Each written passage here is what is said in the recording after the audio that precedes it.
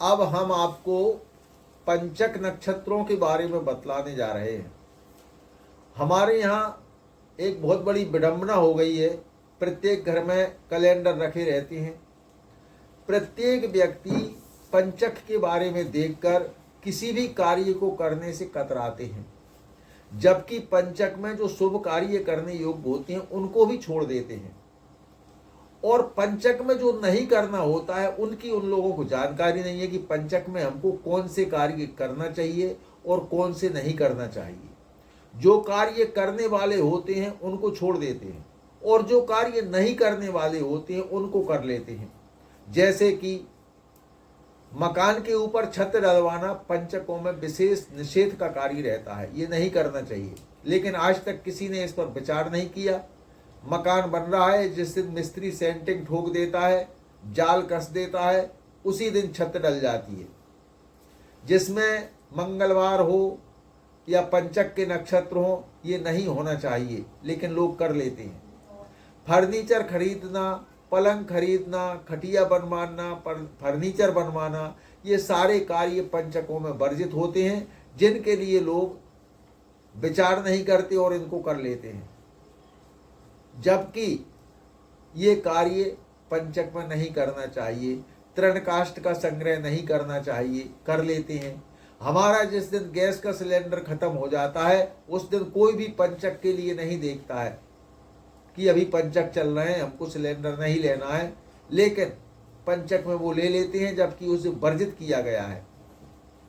इसी प्रकार से हमारे जो शुभ कार्य होते हैं उनके लिए जरूर लोग देखेंगे कि अभी पंचक चल रहे हैं और ये हम नहीं करेंगे। जैसे कि विवाह करना, वर के लिए देखने जाना अथवा कन्या को देखने जाना, ये पंचक में विशेष शुभ होता है। वर को निमंत्रित करना, कन्या को निमंत्रित करना, गोदी भरवाना, फलदान देना, ये सब कार्य पंचकों में विशेष शुभ होते हैं।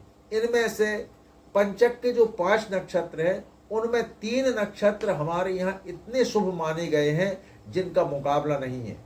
जैसे कि उत्तरा भाद्रपद नक्षत्र, ये नक्षत्र ध्रुव, हमारी जो नक्षत्रों की 7 संज्ञा है उसके अंतर्गत ध्रुव नक्षत्र में उत्तरा भाद्रपद नक्षत्र लिया गया है और मृदु नक्षत्र में रेवती नक्षत्र लिया गया है, जिनके लिए लोग पंचक समझकर इनको हटा देते हैं, छोड़ देते हैं।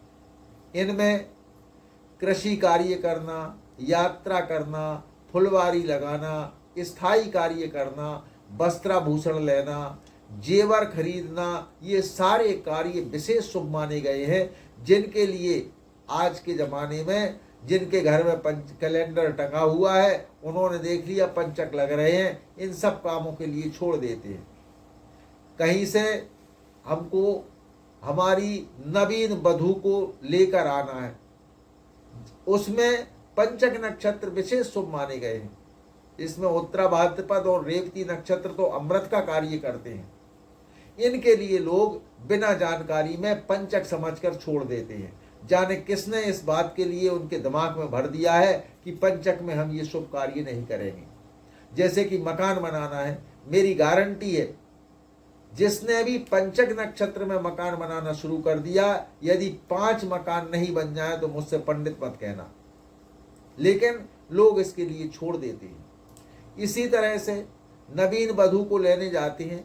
आज हम लोग भूल गए हैं, पहले दुरागमन का एक मुहूर्त देखा जाता था जिसमें शुक्र का विचार किया जाता था। शुक्र दाहिने और सामने नहीं होना चाहिए, लेकिन यदि रेवती नक्षत्र से मृगशिर नक्षत्र तक हम लिवा के ला रहे हैं तो उसमें शुक्र अंधा होता था, जिसमें शुक्र को देखने की आवश्यकता नहीं होती।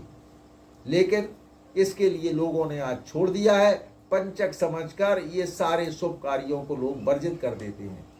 तो मेरा समस्त दर्शकों से ये कहना है, ये निवेदन है कि प्रत्येक कार्य के लिए पंचक में वर्जित न किया जाए। पंचक में बहुत से शुभ कार्य ऐसे हैं जिनको करने से उनमें निरंतर वृद्धि होती है, जैसे दुकान करना, नौकरी करना, खेती का काम करना। खेती में सिर्फ फसल को काटना छोड़कर और कोई भी कार्य पंचक में वर्जित नहीं किए जाते हैं। ये सारे कार्य पंचकों में शुभ माने गए हैं, और जो अशुभ अशुभ कार्य हैं उनको छोड़ देना चाहिए। जैसे तृण काष्ठ का संग्रह करना है, गैस खरीदना है, डीजल पेट्रोल खरीदना है, ये सारी कार्यों को पंचकों में वर्जित किया गया है। मकान पर छत डलवाना, ये काम न करके अन्य कार्य समस्त शुभ माने गए हैं। हमारे बहुत से दर्शकगण पंचक में यदि हवन करना है या पूजन करना है तो इसका बड़ा विचार करेंगे, बोले पंचक में हवन करें अथवा नहीं करें। अरे भाई, पंचक में हवन करना विशेष शुभ फलदायी है। रेवती नक्षत्र और उत्तरा भाद्रपद, रेवती नक्षत्र भगवान विष्णु इसके स्वामी हैं, उत्तरा भाद्रपद नक्षत्र के ब्रह्मा जी स्वामी हैं। इन नक्षत्रों में कोई भी हवन पूजन करना विशेष लाभदायी और विशेष शुभ फल कारक है। इनके लिए त्यागा ना जाए और इनमें इन कार्यों को कर लिया जाए।